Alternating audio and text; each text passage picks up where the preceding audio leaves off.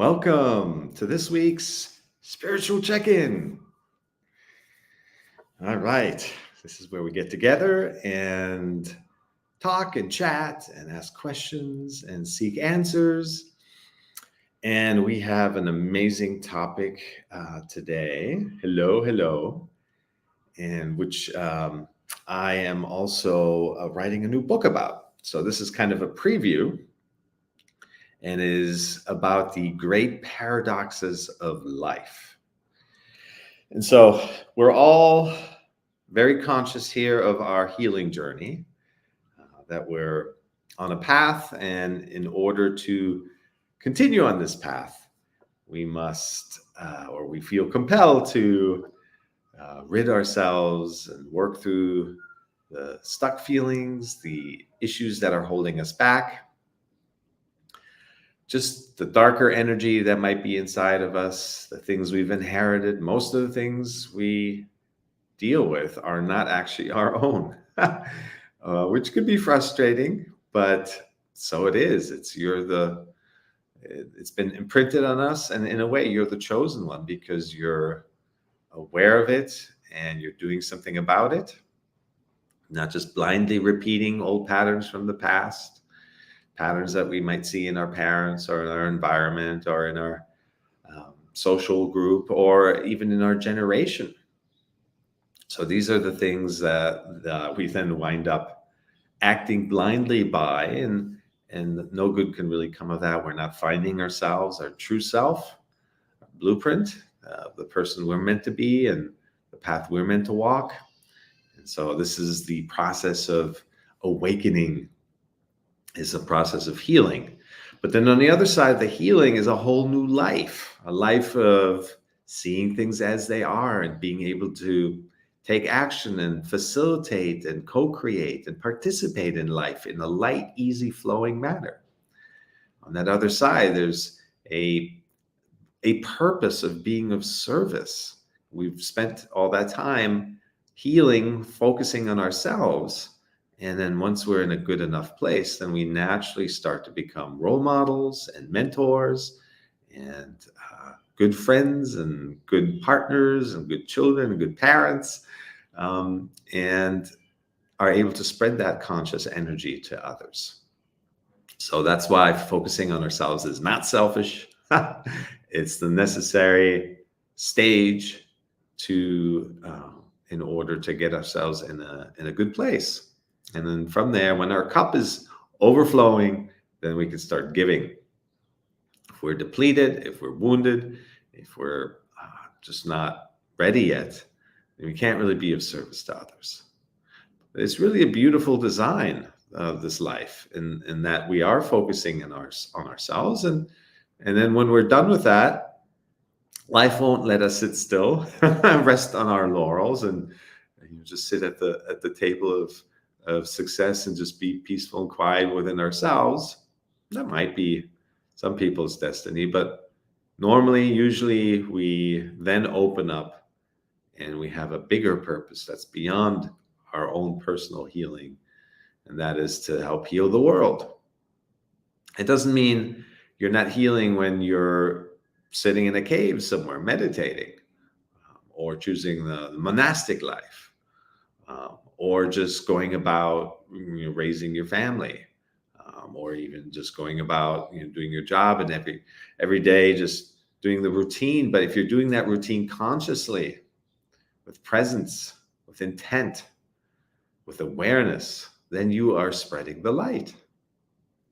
Spreading the light is not dependent on some extravagant, glamorous, noticeable activity. It's just doing what you're doing that you feel called to do with a sense of ease and flow. And this is you're content in a place of peace and calm. And this is how you best influence others. Just being that which you want the world to be. So, yes, be the black sheep and wear it as a badge of honor. We initially feel like it's such a burden to be different, to see beyond the horizon, to be in a place where we're so different from others that we feel like we're an anomaly. But that is a great place to be in. It's a harder path initially. Becoming aware of all our stuckness, our blindness, our woundedness is not easy. A lot of people are afraid of it. They won't go there. I just had several conversations this weekend at different events about, people are afraid, even though they know ultimately there's stuff inside of them that needs attention and needs love, needs care, and needs releasing and dissolving and healing. They don't want to go there because they're afraid of their feelings, which doesn't really make sense rationally. Feelings are just feelings. They're not going to kill you. As hard as they are, it's just energy. It's not an actual threat. There's no boulder coming down the mountain that's going to crush you. But when you believe your feelings, when you react to them, when you believe your thoughts about your feelings, it feels like that boulder is real. And it's often very hard to then confront and just face those feelings. And that's when you realize, when you do face them, it's like the Wizard of Oz, that there's just a tiny little weak man behind the curtain. There's all this hoopla, all this machinery that makes it seem like a big scary monster, but it isn't. It's our reaction to our feelings, or the threat, the thought about the threat of our feelings. That's what we're reacting to, and that's what makes it so hard. But our feelings are quite manageable. So it's all about more awareness around our thoughts and more space around our feelings, being in our awareness. That is who you are. I always say, just take a second right now and notice the next thought that comes along.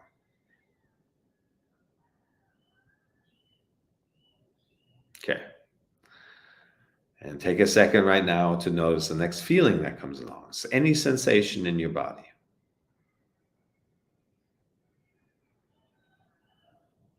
Okay. You just did it. If you can be aware of your thoughts and be aware of your feelings, then you're not your thoughts and feelings. They only seem big and scary when we're identified with them.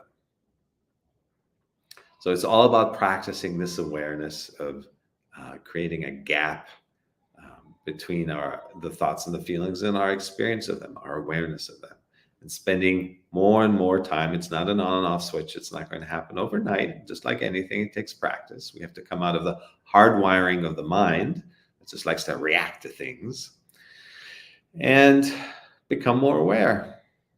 It's an awareness muscle. And we have to go to the gym just like building any other muscle. And then from there, we grow. And the world opens up into a very different place. You got Los Angeles, Seattle, Java, welcome. So the topic of today is one that is instrumental. It's key to our healing. Healing is so tricky. Dealing with the mind is so tricky. Finding peace can be so tricky because the way we interpret things with our mind is not actually how things work. In many ways, the mind is an incredible, miraculous tool. It regulates our heartbeat, the trillions of cells that are working in unison to make you you. You can use it for organizational and planning and execution purposes. You can use it for gathering information and aggregating information and digesting it, and creating it, turning big complex things into manageable chunks. So mind is a great tool, but this is when we start thinking about our own healing and about how the world works, that's when it shows its weakness, where it just doesn't understand things. It thinks too linearly, and And thus the path to healing is full of paradoxes.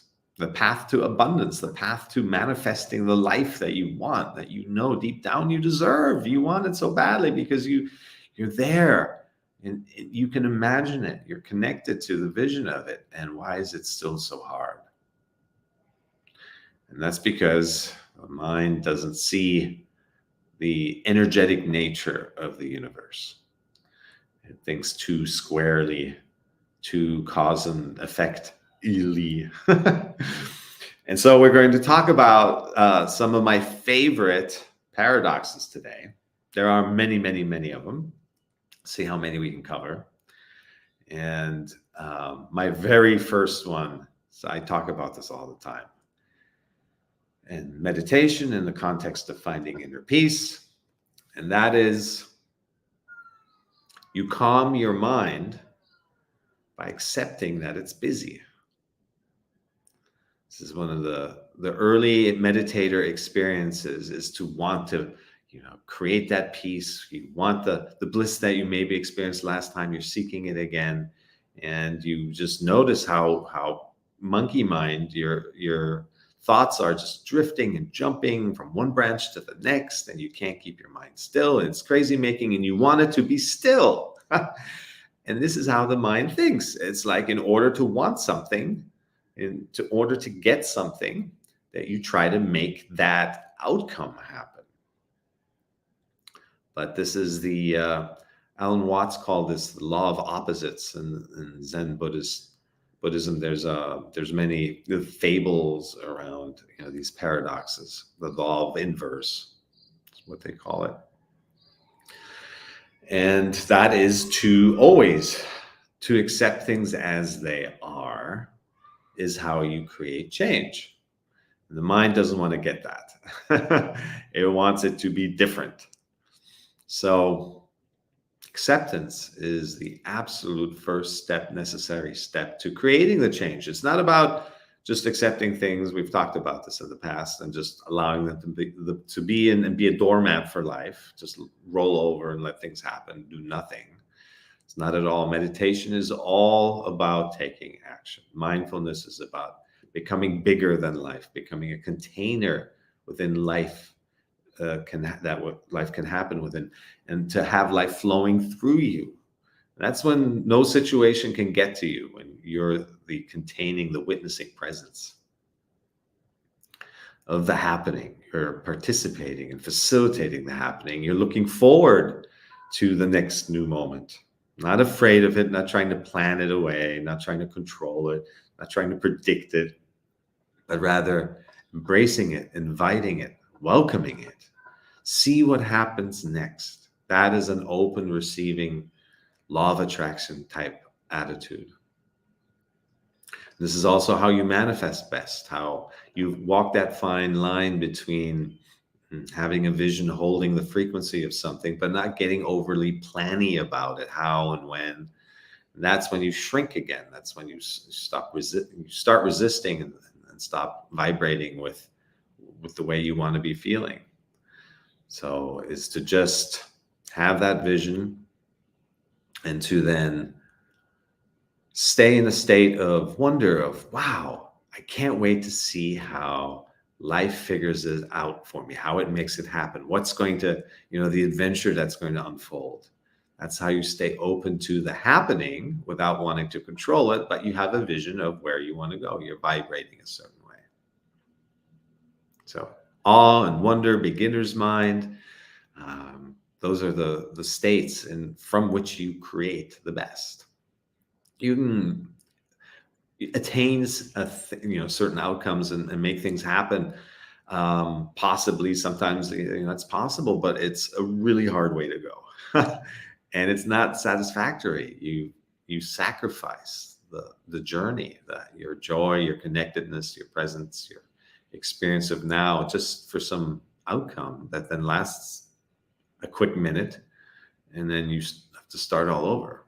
So again, the way you achieve things is not by wanting them, but by kind of looking into the inverse of it and accepting what is. That will get the ball rolling. All right. So that's my first one here. Okay. Another one that we also talk about in the context of meditation is, this is fairly well known, is that by avoiding your feelings, you're not escaping them. By pushing them away, they won't go away. But in fact, you're fueling them. You're keeping them alive. You keep resuscitating and breathing life into these difficult feelings. And just because you're not feeling them doesn't mean they're not there.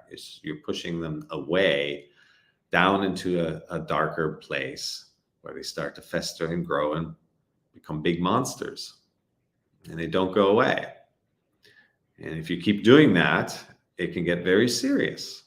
Serious health issues, mental health issues. They start with anxiety and accelerate into depression, physical issues. There's always something that when I experience something, I look at, well, what has changed recently? What haven't I looked at in myself for some physical experience, ailment to appear? And there's always something at the root. That is, our emotional well-being is at the root of our physical well-being. There are some just purely physical ailments and accidents and whatnot, but even those, you can always kind of sense that, maybe life is wanting you to sit still for a while. Suddenly, you twist your ankle and now you have to rest. I used to get severe carpal tunnel from so much computer work, typing and writing and coding, playing tennis, playing the piano, and using just the hands and the micro movements in the wrist. And that would take a lot of time out of the year, trying to heal from that constantly. But ultimately it forced me to be quiet and sit still. And a lot of the stuff that I now talk about started germinating in that time. So always look at the bright side, as they say. But really, there is a reason things happen, and you can use every moment. Somebody's little thing, like somebody being late to a meeting, use that time. I always say, like, don't be upset. Don't resist what is. They're late. So how can you best accept the situation and then make the best of it and notice things you didn't notice before? Look around, enjoy the decor. Go within, do some breath exercises, center yourself more. There's no reason not to use every second to the fullest in terms of consciousness and presence, and just cultivating more and more awareness. In fact, when we're not being barraged, when things kind of quote unquote go wrong and you find yourself in a situation you didn't anticipate, that's when we can practice mindfulness the most. Just being present and like, okay, this didn't turn out the way I expected. You just laugh it off if you want, or don't even laugh. That's still a reaction. If you really want to be pure, you're just seeing as it is, acknowledge it, and then take clear action from there to change it. Or even create something of it that you didn't anticipate creating. Some of the greatest companies have been built on accidents and mistakes. The one they often talk about in Silicon Valley is the Post-it note, where the founders started out with the intention of creating a super glue and just failed and had the awareness that, while his glue wasn't as great as he had hoped it would be, but what could it be used for? What else is there? And he created the Post-it notes. So always, this is not about just kind of giving in and living an inferior life. This is about using every situation to your benefit, to grow and create something of it and become like a co-creator. Life is the most creative partner you can ever imagine. Why not embrace that? Far greater than anything we can imagine. We're great at executing, we're great at aggregating data in the beginning, but the in between, the inspiration, the flow, the creativity, that we need to, we need a bigger partner, and that partner's there. Nature is just insanely creative and diverse and incredible. If you need inspiration, just go for a walk in the trees, or even just a walk with your pet if you have one. Put your feet in the grass. This keeps your energy field open. It keeps you flowing. Yes. But so there's no sense whatsoever in pushing emotions away. They only turn into bigger problems, and they keep you stuck along the way. And yes, it'll be hard to confront some of them. Some of them are very traumatic, and but the sooner we do something about it, sooner we learn to identify, locate, release. Many different modalities you can use to address issues. The sooner you do that, the sooner you're free. This is all about freedom. You want to become free of your dependency on how you feel because of things around you, because of what people say or do, or situations happening the way you didn't expect them to. If those things dictate how you feel, you'll never be at peace. You have to learn to see and accept, not get upset, accept. And then from there, you take action. It's the path of least resistance in every situation in life, is to see it as it is, to learn to come out of reactivity. And then from that place of acceptance, you can create whatever wants to be created. You don't even have to make that up. It kind of shows itself because you're open to it. You're open to seeing the opportunity. You're not in resistance. You don't want it to be different. But you're in a place of like, okay, these are the elements I'm given. This is the playground I'm in. This is the toolbox I have. Let's see what we can make of it. This is a clean and clear path to your evolution. And there's a deep healing that happens along the way. Coming out of that reactivity, no longer being in resistance, starting to flow with a greater current. There's a deeper trust that emerges, a trust in life, a trust in yourself. You no longer feel so small and isolated and lonely, trying to figure it all out yourself. It's my plan against God's plan. Yeah. There's that saying, right? If you think you've got it figured out, your plan is better than God's, and then God will laugh, very quickly, something like that.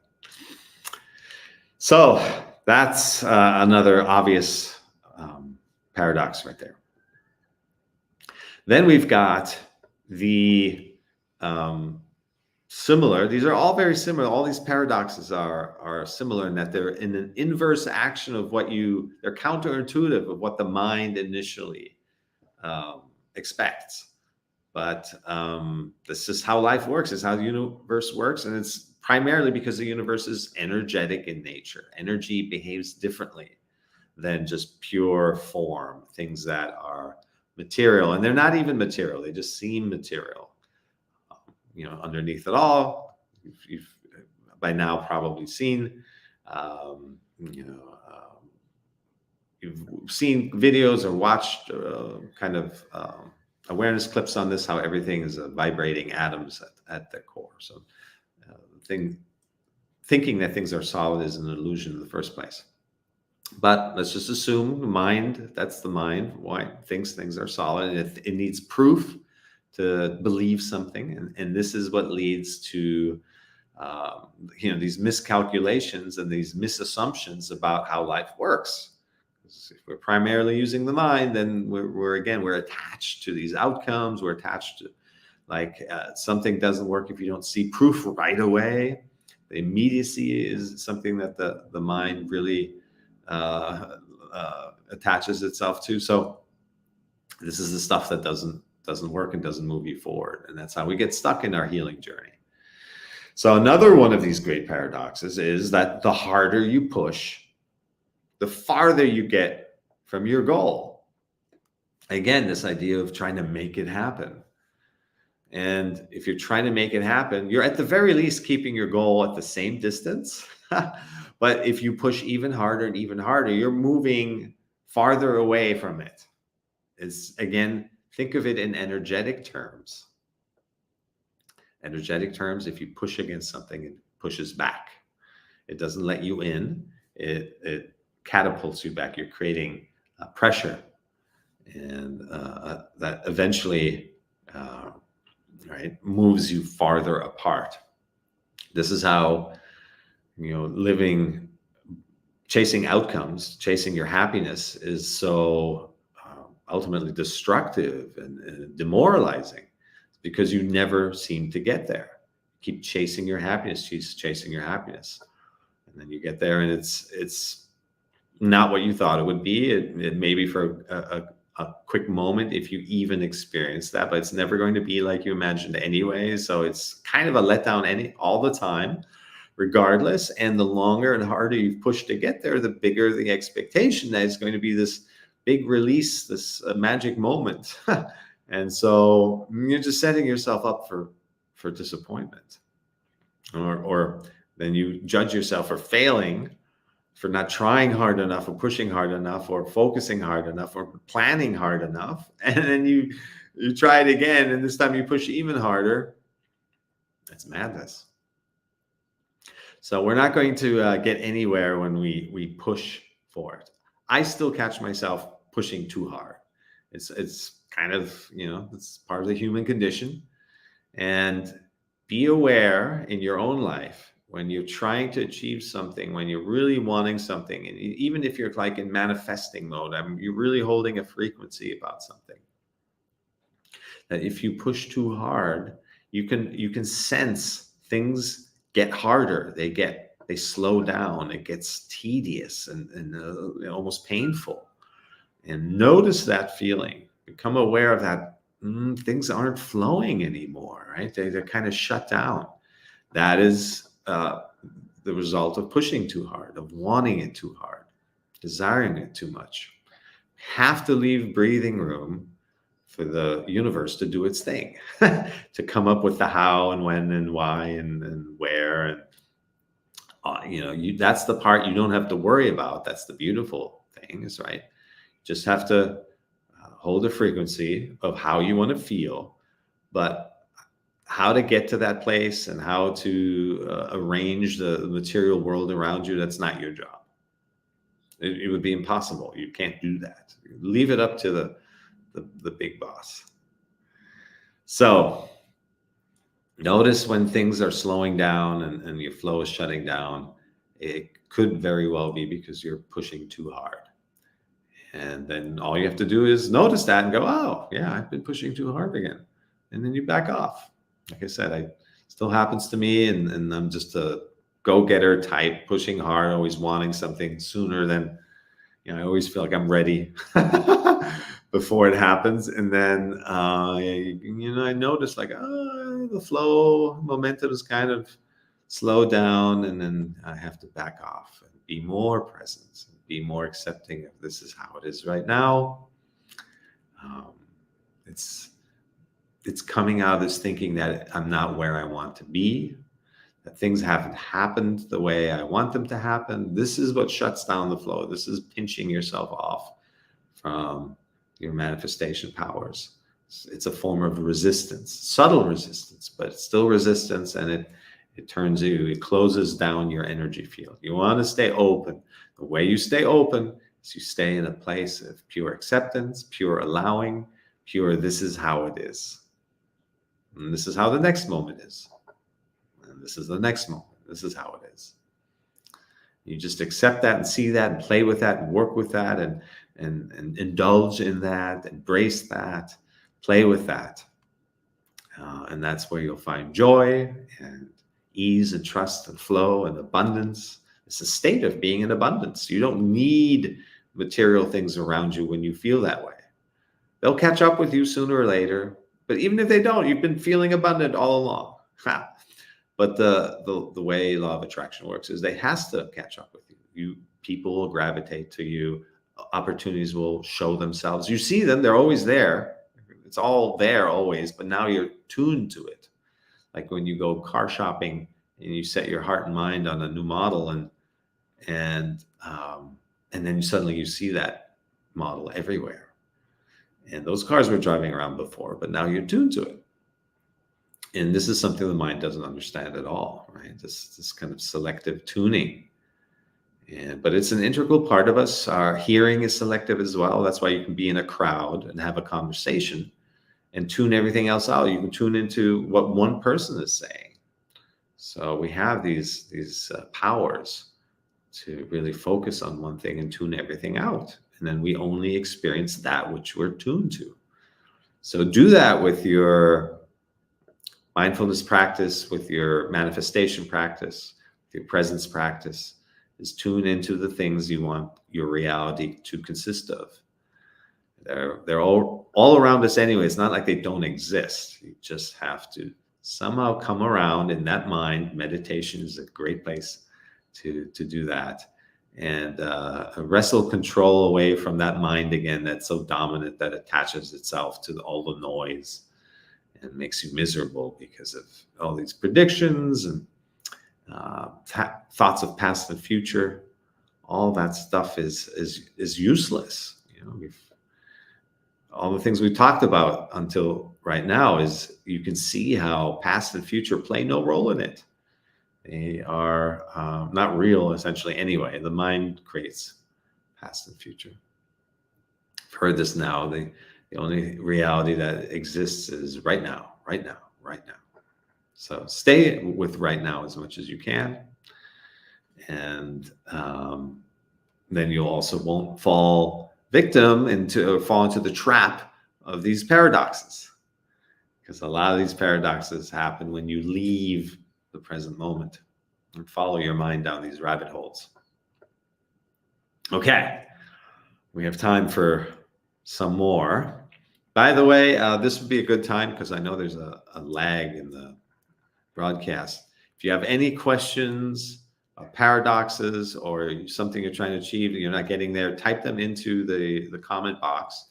If you logged in via StreamYard, I can bring you up on stage if you'd like.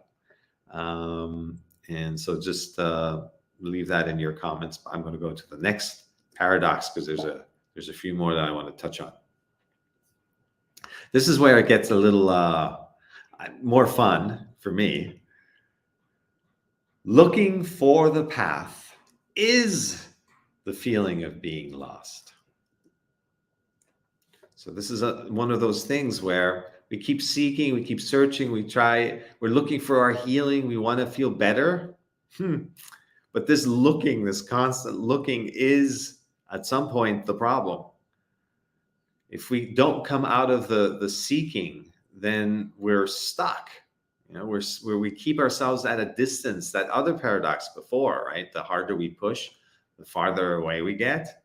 It applies to our healing path, our seeking of wanting to get better as well. If we're always wanting to get better, then we haven't arrived yet. Then we're not better yet. And that can really become an issue, a challenge after a while. If you've spent years and years and decades trying to get better, and you start to get wired and identified with this state of, I'm not better yet, I'm still healing, I'm not there yet. And then you identify with that. And then that's a tough one to break out of, to really let go. You're not really free of an issue. You're not really healed of something that you're carrying until you no longer think about it in any shape or form. That's when you know you're truly healed. Up until then, it's just maintenance, or you're still trying, or you're still holding yourself in a place of victimhood, which we talked about last week. There's just an identification with a condition or having something, an illness. And that identification keeps you stuck, keeps you attached to the illness.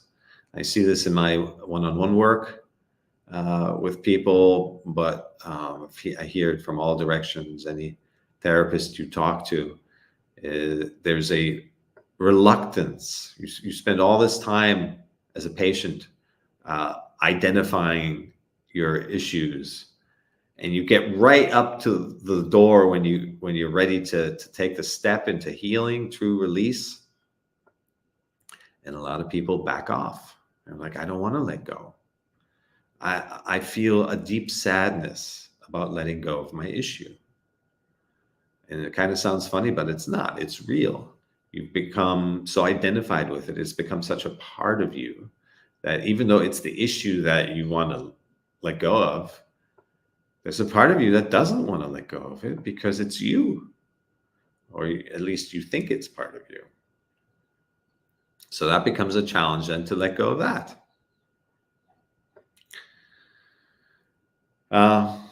Life is tricky and our psychology is tricky. And if we're just kind of getting jumbled up with these thoughts and attachments and beliefs, every thought, every belief is a limiting belief. It's just a wormhole. It's a ball of yarn, and it's kind of endless. We have to find time to nurture coming out of the mind as much as possible. It'll be there. We can use it for the things it's good for as a tool, but it doesn't know us. It's not inherently wise. It doesn't know what's right for us. So the blanket solution is to all these paradoxes is to not rely on the mind for navigating life, for navigating your situations. It's an inferior tool for that. It's great for aggregating data in the beginning. And then once you have an inspired action plan, it's great for executing. So beginning is good, at the tail end of it's good, but the in between, the finding inspiration, finding solutions, downloading insights, and just being smart about things, that's not the mind's role. That's where we have to stay open, connected to our body, our self-contained GPS, the things that resonate. This is not a mental thing. When something resonates, you feel it deep inside. It's your inner truth. That's where we generate action plans from. And we have to learn to more and more and more and more live by that. The mind is very powerful. It's conditioned to rule us. It's not going to relent control, just relinquish the dominance it has over us.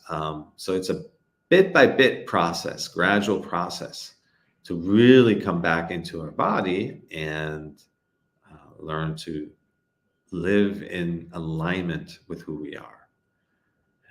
Can't say that more directly or clearly, that this mental lens is chaotic. It's a distortion. It's full of judgment. It keeps us small. It keeps us limited. We only see what we believe. We won't take action because we don't believe it's possible. It's a really, really hard and limited place to live from, this mind, this mental place. And we've all been conditioned to live from that place. So this hardwiring has to be undone. This is what meditation can do. And it can start showing results pretty quickly, which is the amazing part. Because the mind, we don't want to be, your body, your being, your soul, whatever you want to call it, doesn't want to be in a restricted place. It doesn't want to be in a small, lonely, limited place. It feels its own infinity. It feels its own vastness. It's the impossibility of its own existence, the grandeur of all of that, the unlimited nature that we're part of, that we emerge from, that we return to. So these are the things that we want to tap into for answers, and then truly, truly live and act by those answers.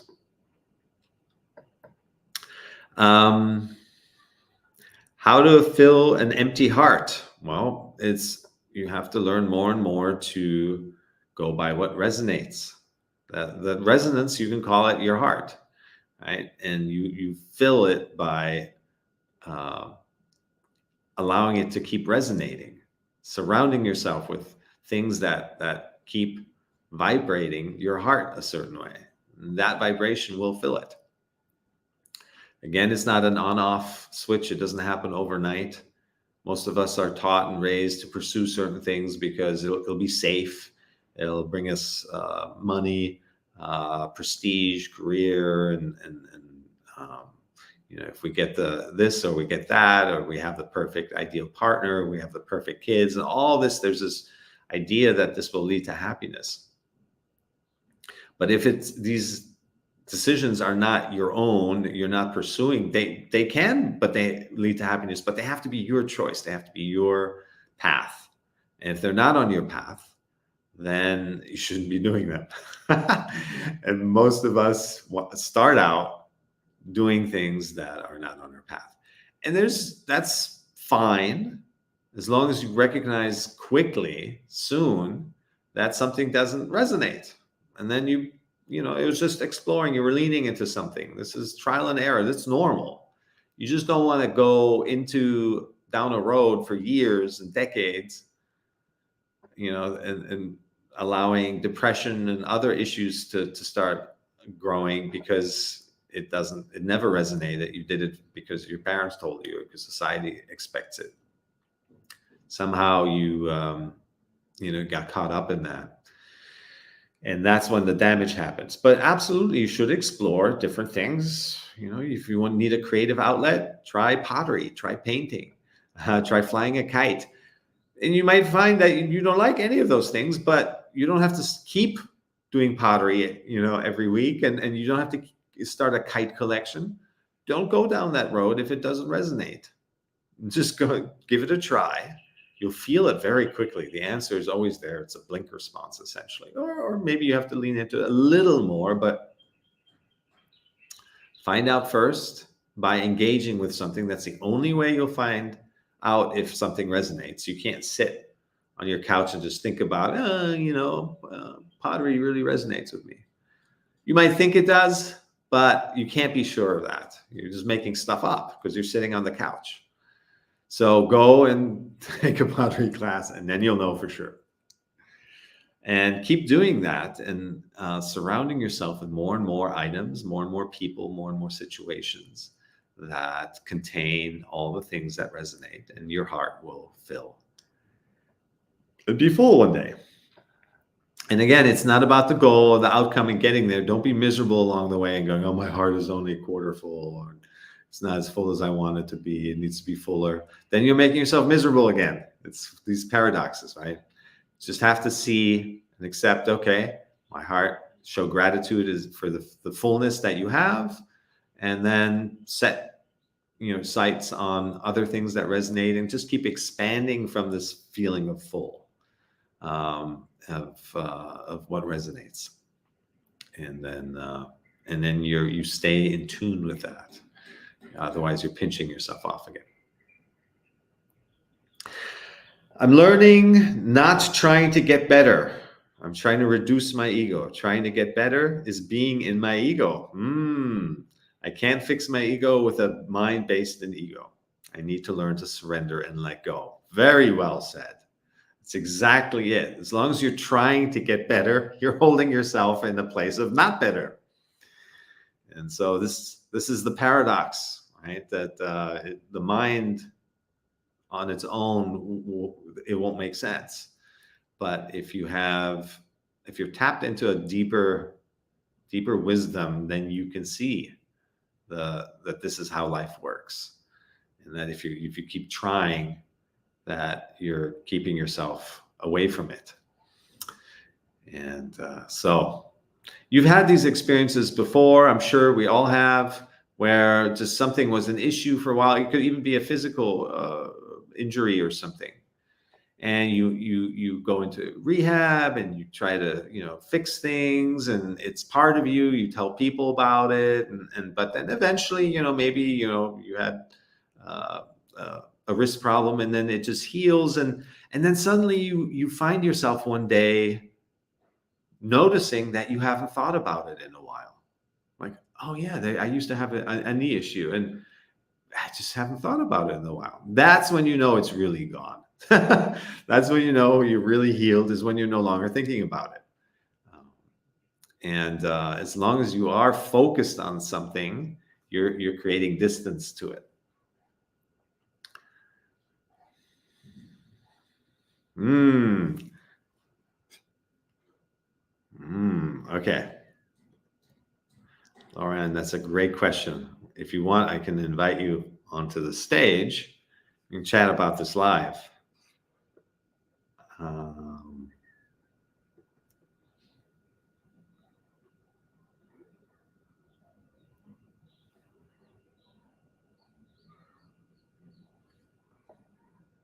Hi. Hi, it's so great to see you. Yes, good to see you, Chris. Yeah. That's fantastic. Your environment looks so happy and colorful and radiant, just as yourself. Yay. So great. Yay. Whatever you're doing, keep doing it. Yay. Well, that kind of brings me to my question. Yeah, that's a great question. Would you like to repeat it? I have it written down, but what do you see the role of celebration in this whole paradox of seeking? I know it's like if we're trying to change a behavior, it's like celebrating that moment. Yes, that's just like me. I overcame this, or I didn't eat sugar today, and then there's times that we almost become addicted to the celebration. When can I celebrate again? And so just wondered what your thoughts were on that, and as a tool, or Yeah. anything you have to say about that. Yeah, no, that's a great question. It's actually one of the trappings of the early stages. If you're doing yoga or starting out in meditation, you have a blissful sit, and you're like, "Woohoo! This was so awesome!" And now you create an expectation, and the next time you sit down, you're looking for that, and it blocks you. Now, and it blocked me for a year when I started out. Like I was just trying to get back to that place of bliss, and I just couldn't meditate anymore. It was crazy. So it's funny how these little things block us. Now, celebration is these are feelings, these are emotions. Just like all feelings, we shouldn't ever push them down or try to manipulate them. We should feel them. So if the feeling of celebration comes up, allow yourself to feel it. The trick is not to attach yourself to it and want to amplify it and want to extend it beyond its shelf life. When we do that, that's when the tendency to then create expectations. Next time it should be the same. I mean, this is I'm going to sacrifice everything else for this. We start to distort the feeling of like celebration.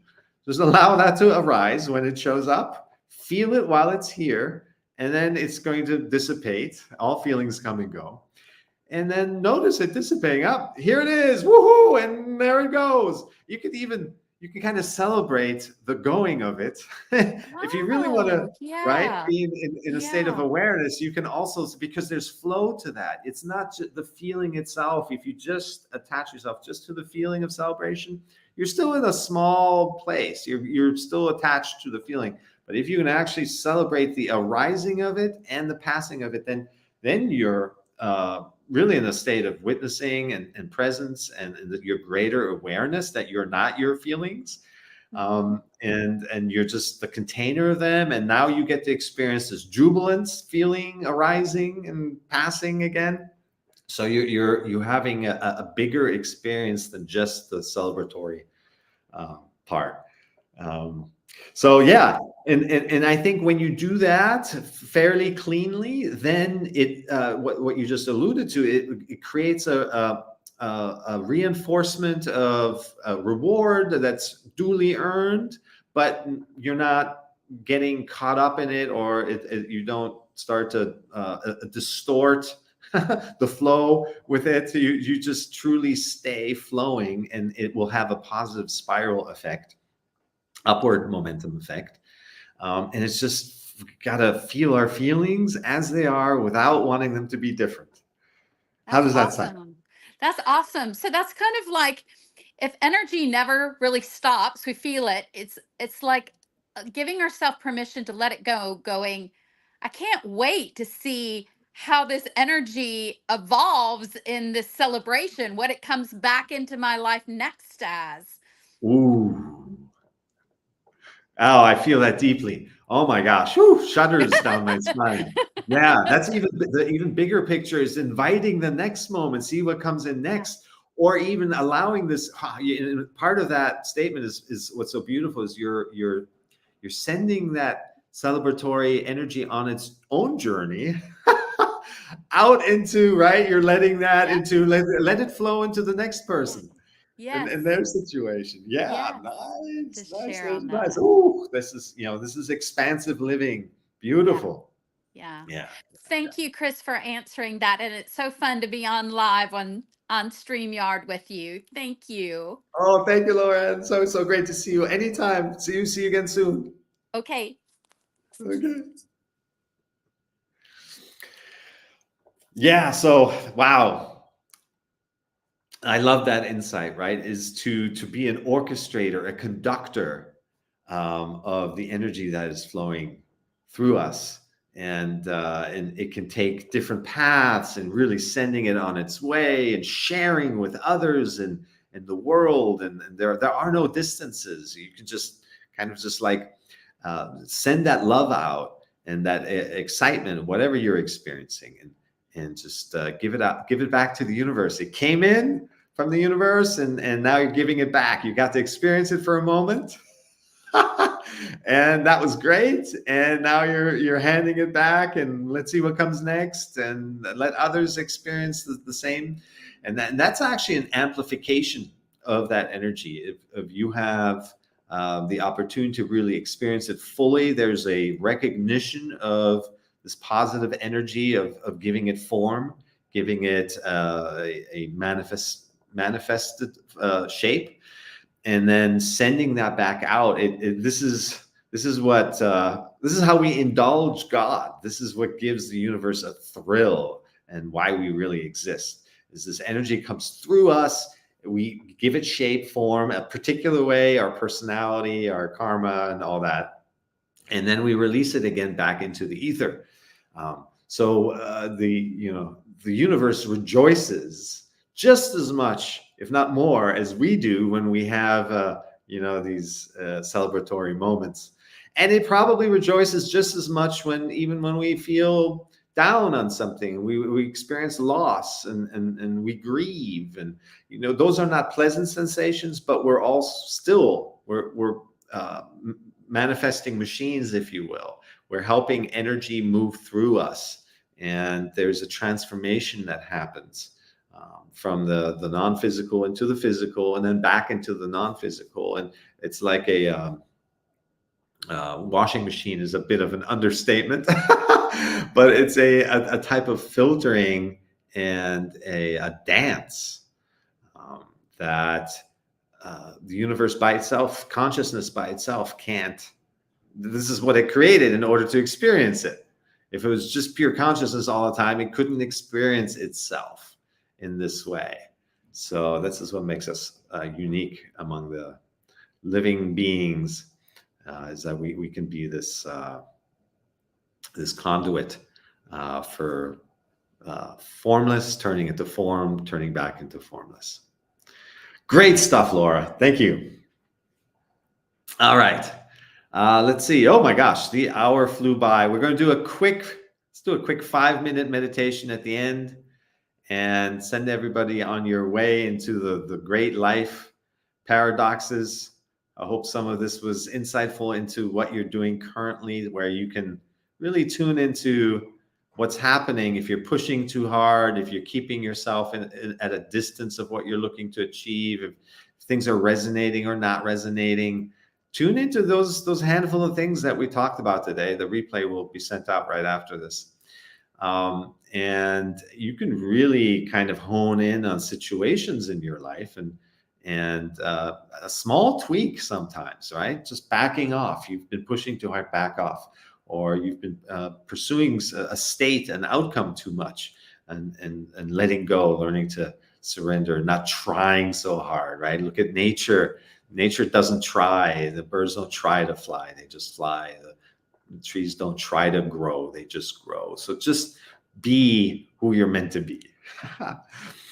All right. So with that, let's find a comfortable position.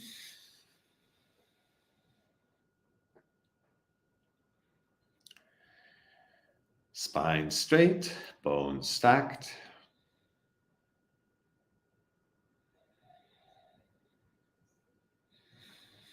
And with your eyes and mouth closed, focus on the incoming and outgoing breath at the entrance of your nostrils.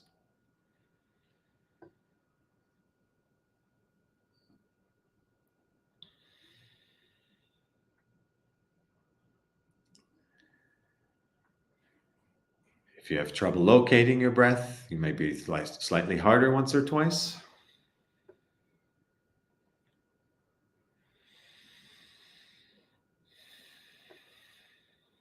And return to natural breath, normal breath.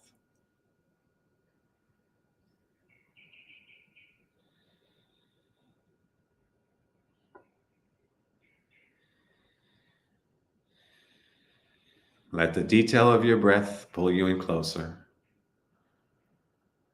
closer into the present moment.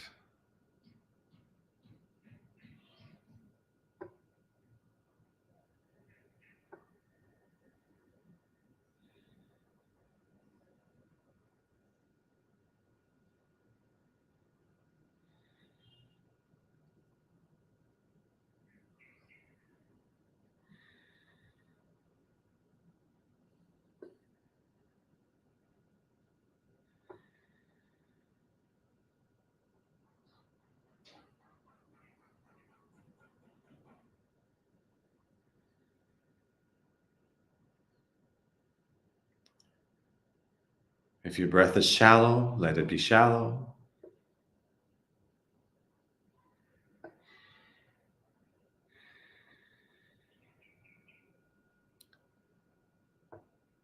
If your breath is deep, let it be deep.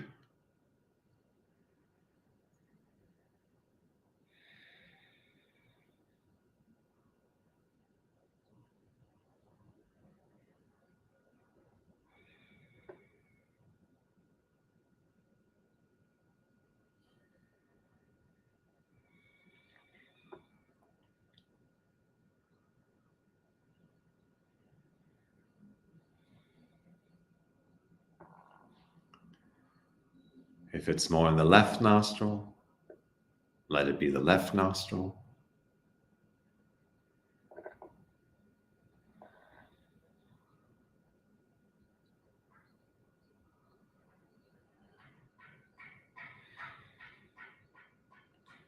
If it's more in the right nostril, let it be the right nostril.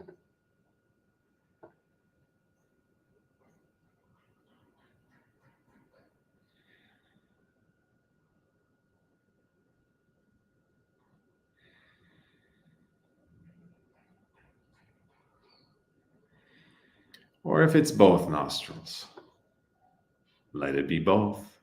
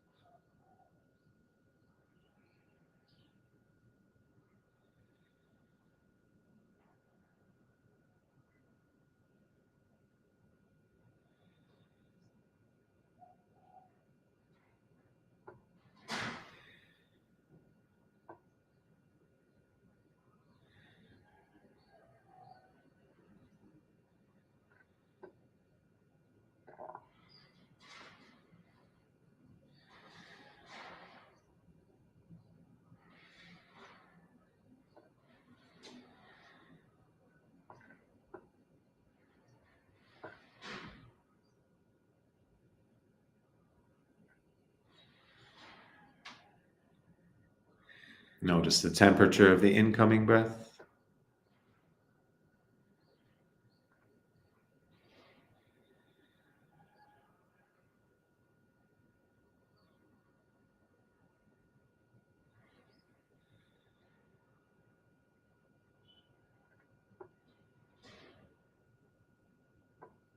Notice the temperature of the outgoing breath.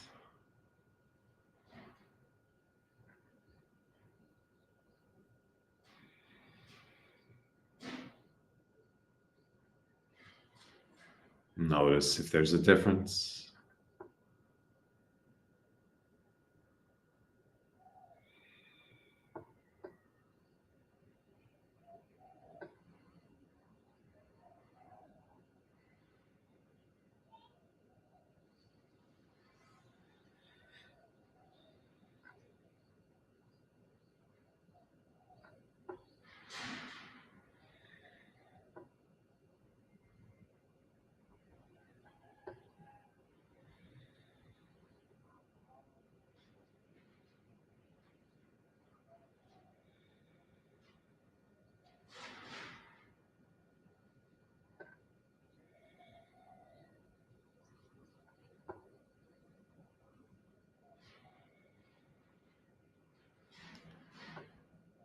Notice the pace of the incoming breath.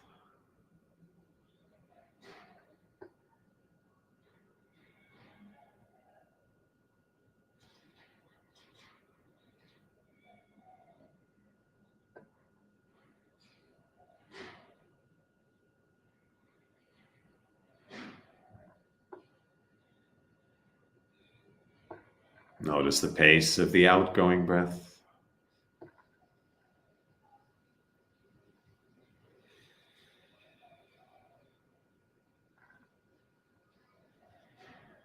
And notice if there's a difference.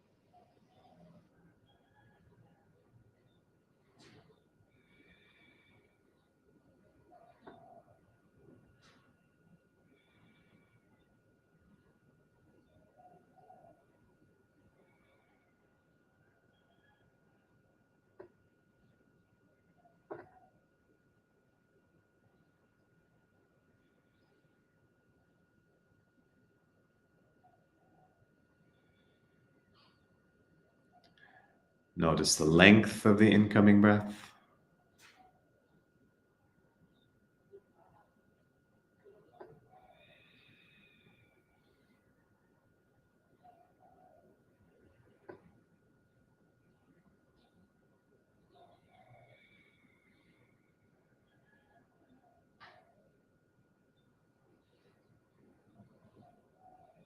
Notice the length of the outgoing breath.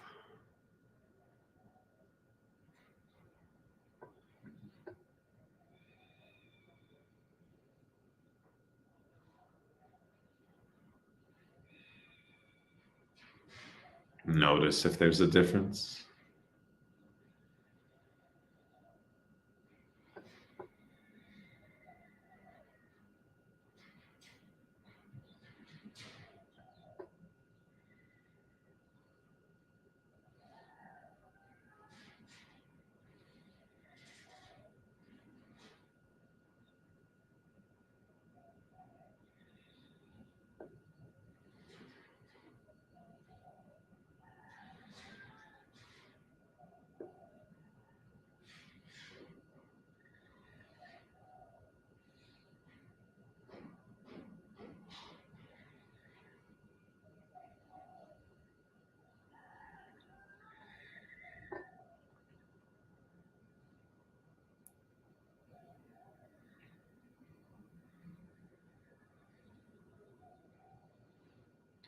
Notice the space at the end of your inhale.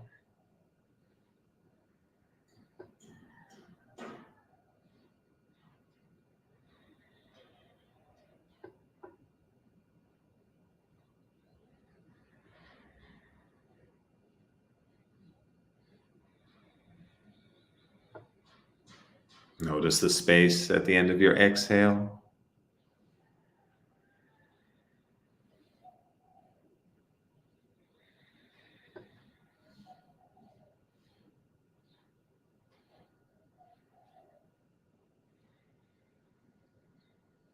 Notice the transition.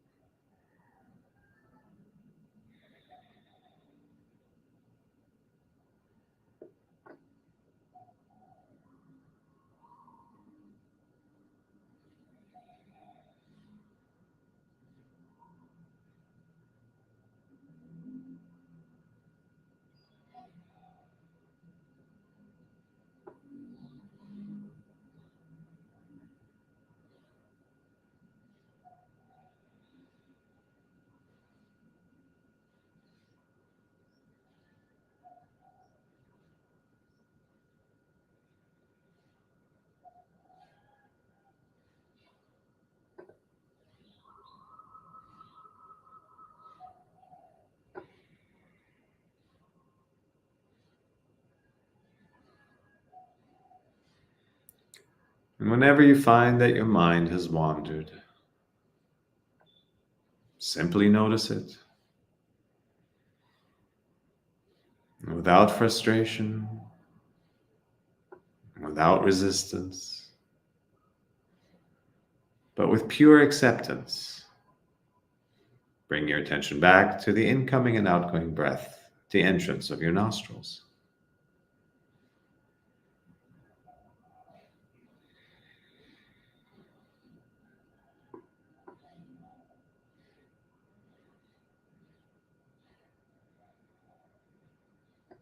Natural breath, normal breath.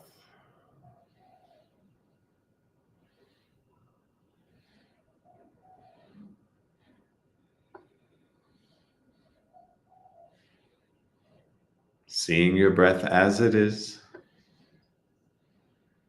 without wanting it to be different.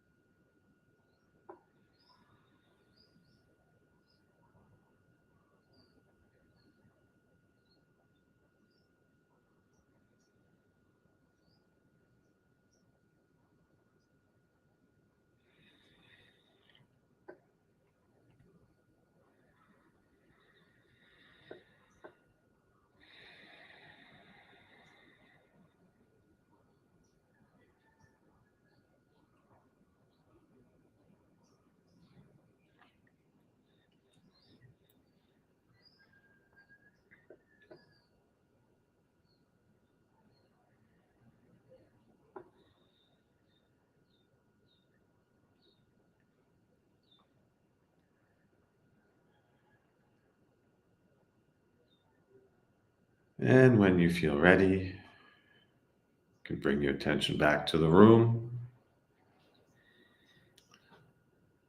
Slowly blink open your eyes.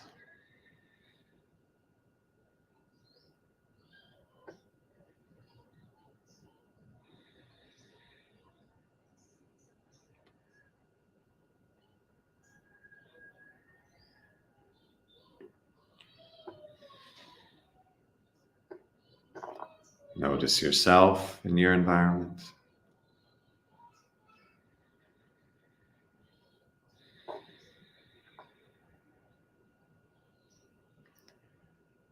Notice the energy in your body.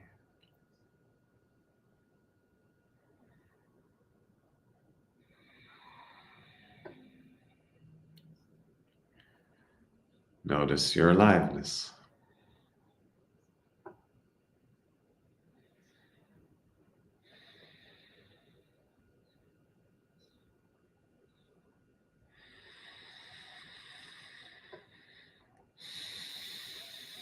Thank you for joining.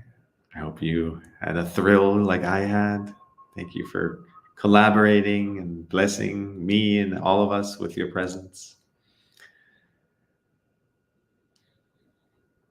Feeling lighter and ready to face the week. Until next time.